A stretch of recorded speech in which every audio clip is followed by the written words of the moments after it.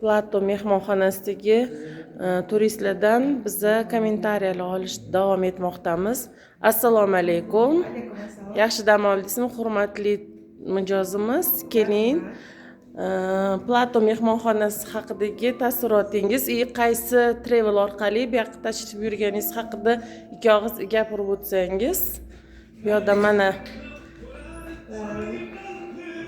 Zaman haqida o'zi juda ham taassurotim yaxshi edi. Har doim ham qilmaganimda juda ham xursand bo'lib ketganman. Lekin Plato mehmonxonasi ham juda ham fayzli, juda chiroyli, udobstvolari juda ham yaxshi. Обслуживающий personallari ham juda ham yaxshi. Hammadan ham shu bizning kelishimizga bayramona, bizga bu yilgi Navruz, bu yilgi Hayit bayrami juda ham bir boshqacha esimizda qoladigan bo'ldi. Chunki Sumali partiyalarida ishtirok etdik. Atillabdan shu dam oluvchilar uchun chaqirilgan san'atchilar, san'atkorlar juda ham chiroyli kuy qo'shiqlari bilan bizga xizmat ko'rsatishdi. Oshxonadagi oshxona ishchilariga alohida ta'rif beramiz. Ularga ham minnatdorchiligimizni bildiraman. O'zim va yonimda sheriklarim nomidan. Qayerdan keldingiz siz?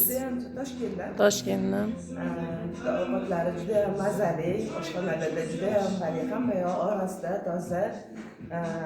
Har tomonlama bizga juda ham yoqdi. Plato mehmonxonasining xizmatchilari ham juda ham nimasi haligi fayzli bizlar dam olishimiz uchun har bittalari o'zlarining hissalarini qo'shib juda mehmondo'st, shirinsuxan, shu tomonlari juda ham yoqdi. Rahmat.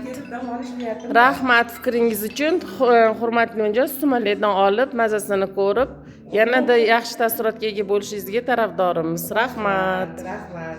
Sizlarga omad tilaymiz. Har doim shunaqa hayit bayramlari yoki ro'zalarni ko'piga yetib yurishni nasib etsin.